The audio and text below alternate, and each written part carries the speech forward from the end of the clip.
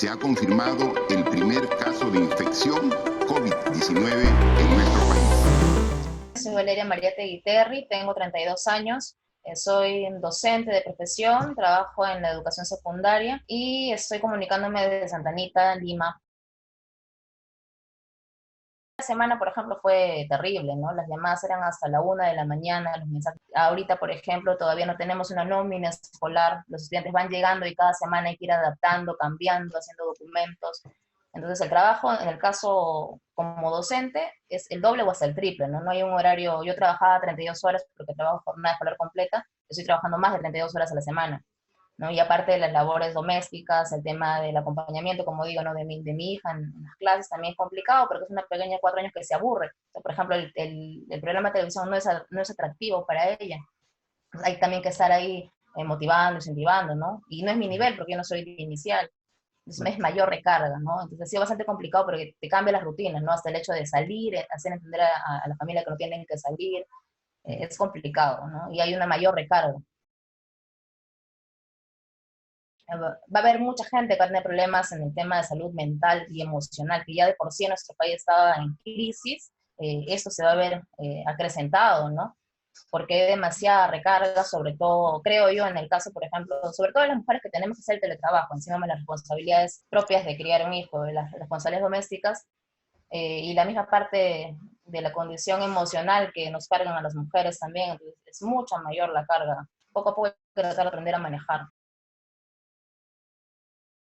Tengo un estudiante, conversaba con el padre, que ahorita el señor está más preocupado por alimentar a su familia que por tener a su hijo conectado en la televisión, y que incluso como son de provincia vinieron aquí para buscarse un mejor sustento, pero está viendo, justo le tocó esta experiencia y están recontra mal.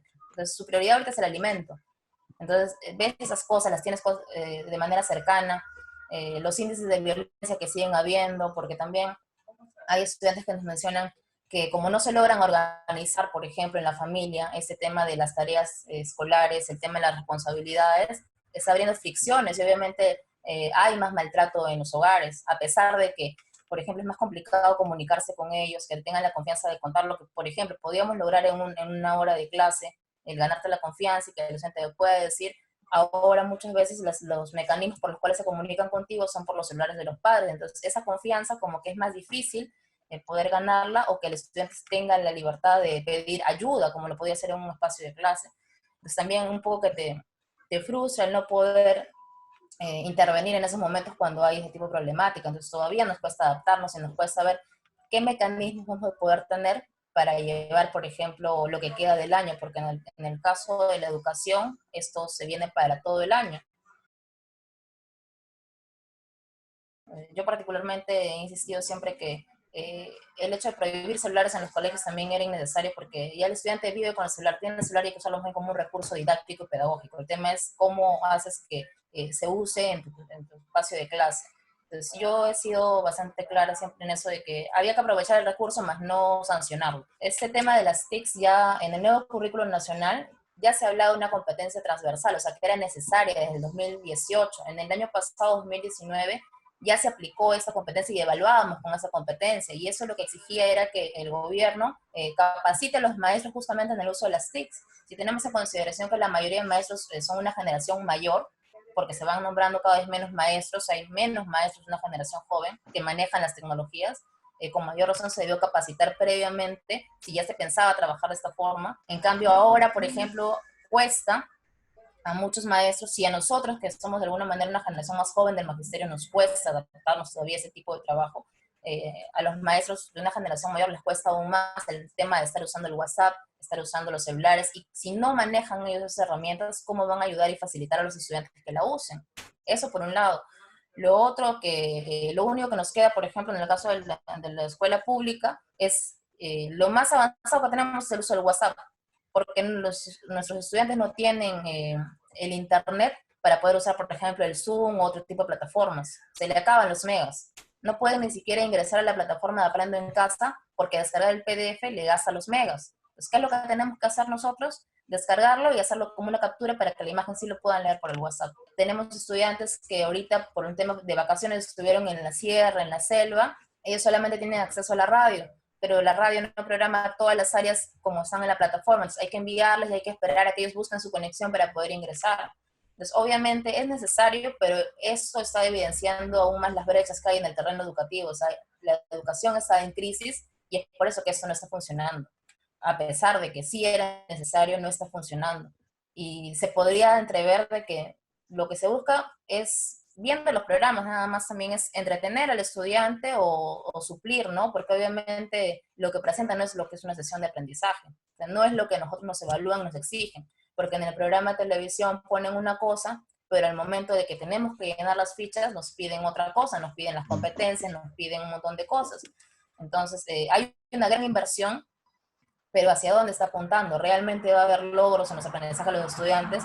Sobre todo con ese problema de la atención emocional, porque obviamente muchos estudiantes tienen problemas económicos en la familia, pueden tener familiares que están contagiados o que están enfermos, están aislados. Entonces, la parte emocional no está bien, van a poder rendir en la parte académica.